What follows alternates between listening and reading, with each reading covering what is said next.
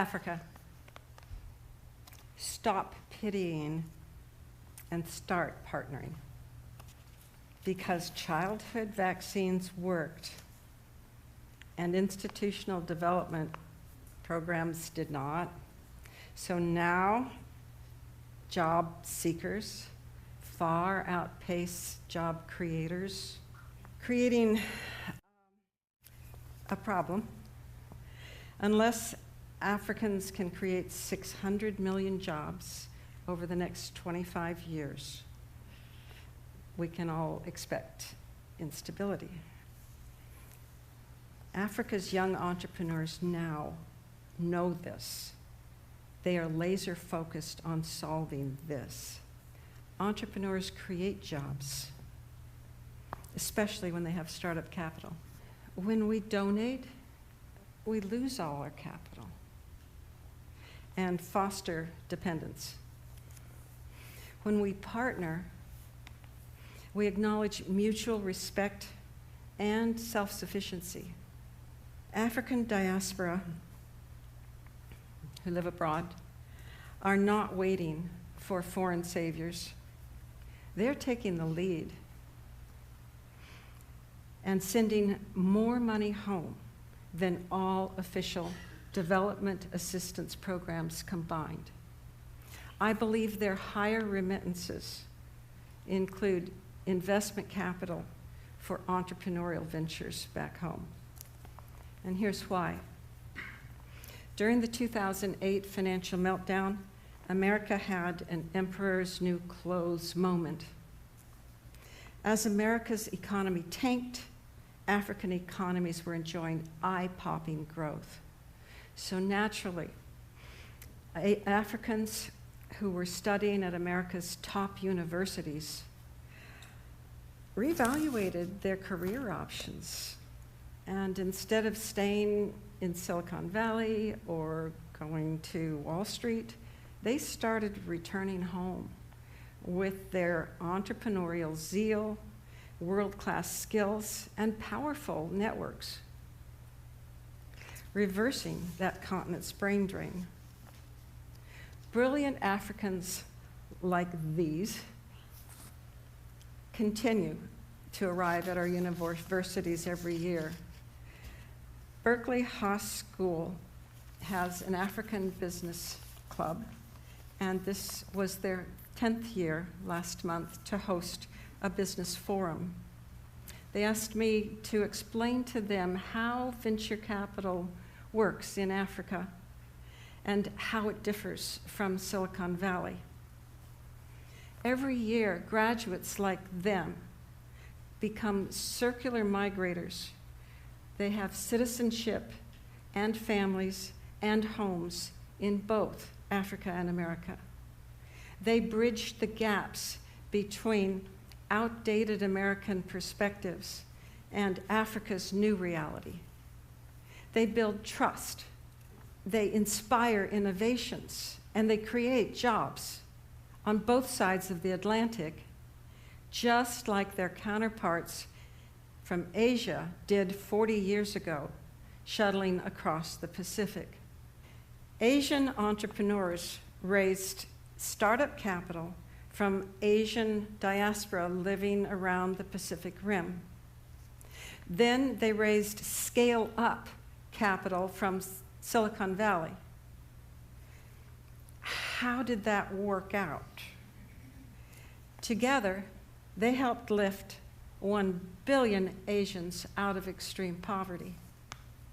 How do people move out of poverty? A massive World Bank study asked 60,000 people that question.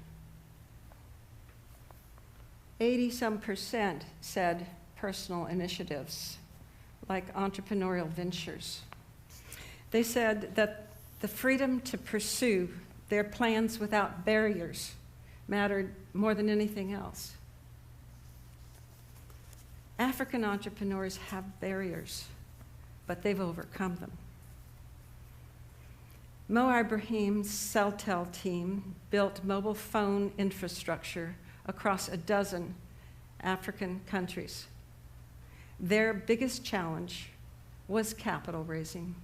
So he sold his UK network design firm for $900 million and invested his share into Celtel's launch.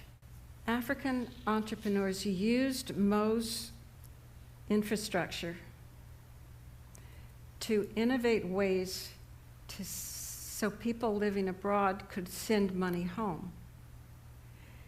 They did it so well that it created a $2 trillion global market for mobile money.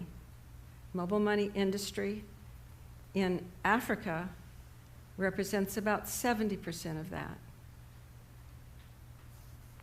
Funke Opeke left the headquarters in New York City of Verizon.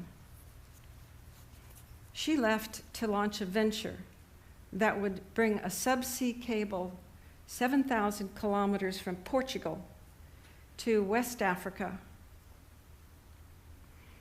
Her biggest challenge was, but she succeeded thanks to her stellar resume and work ethic.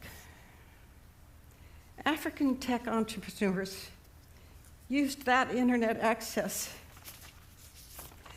to create financial tools that powered frictionless international transactions, creating several billion-dollar startups, rewarding startup investors for their courage. I met this team in Texas in 2010. They were working their way through grad schools.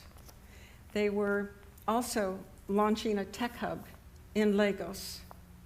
Their passion was, and always has been, job creation for African youth through tech innovations. And their approach was to mentor tech-savvy teams and fund them with local angel investment. They found other African returnees doing the same business incubation in other countries the same year, and partnered with them to co-establish Pan-African associations. These organizations advocate for hundreds of tech hubs, convene thousands of local angel investors, and impact millions of youth, and attract global partnerships. In 17 years, this team has never asked me for anything. They have always delivered more than I ever imagined possible. They have never let me down. And they thank me all the time. And I ask why. And they say, thank you for believing in us when we were just boys with a dream.